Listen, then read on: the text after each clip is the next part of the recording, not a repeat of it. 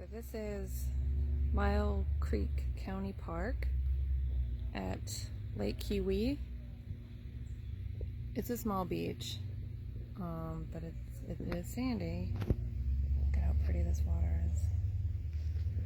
There's boat ramps over here too.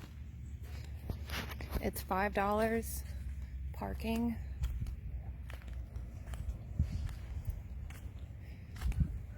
And this is at 9 a.m. on a Sunday morning to give you an idea of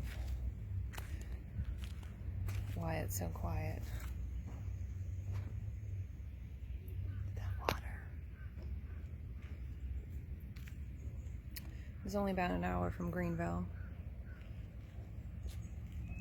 Maybe a little less even.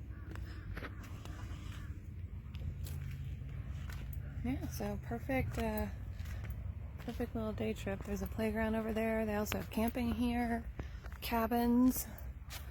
Pretty.